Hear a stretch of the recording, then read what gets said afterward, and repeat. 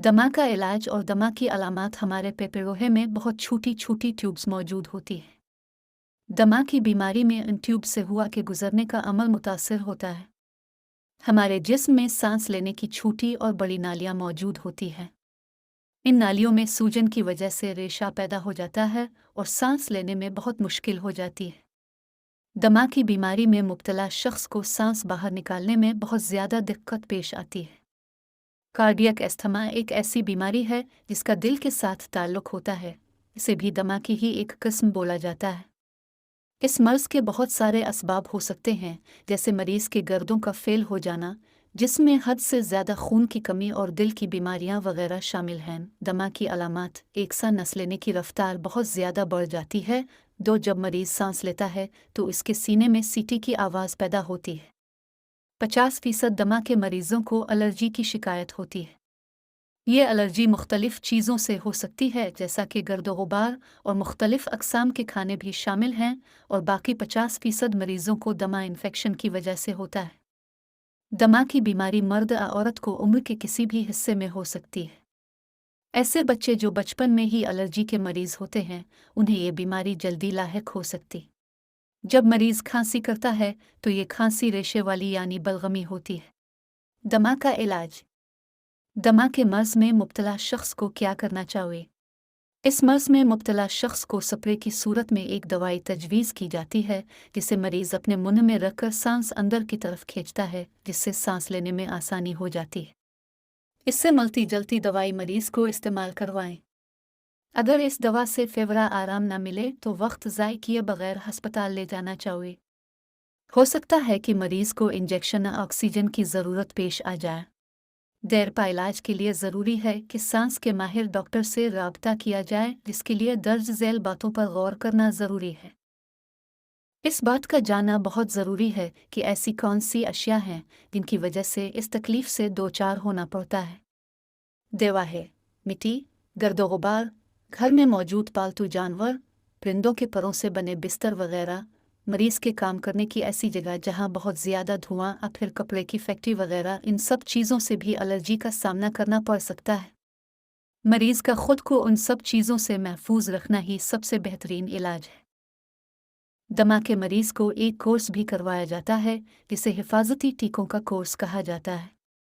मुतासरा शख्स को मुख्तलिफ किस्म की लेबॉर्ट्री टेस्ट करवाने के बाद माहिर डॉक्टर इस कोर्स की तजवीज़ करता है। एक ऐसी वैक्सीन जिसके लगवाने से भी मरीज़ को फ़ायदा हासिल हो सकता है, इसे इन्फ्लुएंज़ा वैक्सीन कहते हैं। मरीज़ को ऐसे काम या वर्जिश करनी चाहिए जिससे सांस ज़्यादा ना फूले। मरीज़ को मौसम सरमा में एहतियात करनी चाहिए और सर्दी से बचना चाहिए। दमा का कुदरती घरेलू देसी इलाज: दमा का इलाज सदियों से कुदरती तौर पर होता हुआ चला आ रहा है। आज मेडिकल साइंस ने अंग्रेज़ी अद्वियात की रिसर्च में अनथक मेहनत की है, जो तारीख़ में रोशनी की मांद है, मगर उसके साथ साथ दमा का देसी इलाज भी अपनी मिसाल अब है। बहुत लोग इस बीमारी का शिकार हैं, मगर चंद ज़रूरी हिदायत पर गामज़न रहने से इस बीमारी से छुटकारा हासिल किया जा सकता है। मुंदरजा झैल दमा का कुदरती घरेलू इलाज तफसील से बयान जा रहा है। मुतवाज़िन खुराक: शदीद दमा के मरीज़ों को अपने खाने पीने पर बहुत तवज्जो की ज़रूरत होती है।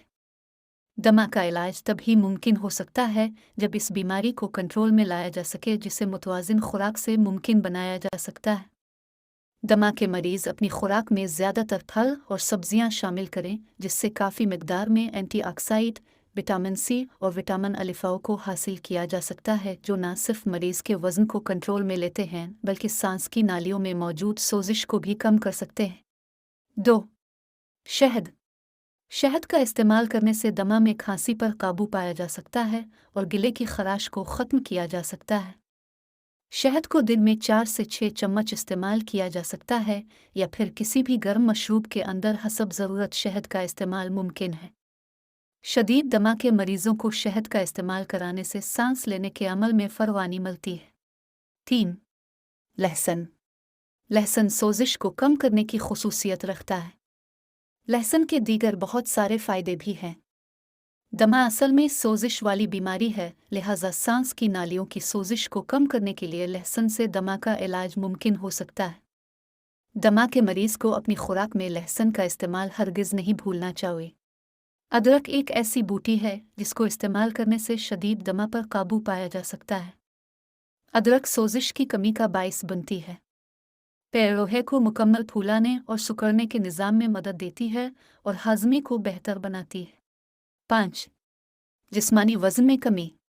ज़्यादा वज़न होने की सूरत में पैरोहे के लिए काम करना मुश्किल रहता है, क्योंकि ऐसी सूरत में पैरोहे को फूलने में काफ़ी हद तक दुश्वारी पेश आती है।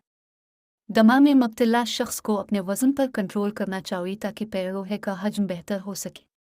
दमा का अटैक कैसे बचा जाए? मुंदरजा झैल निकात पर अमल दरामद करके दमा के अटैक से बचा जा सकता है।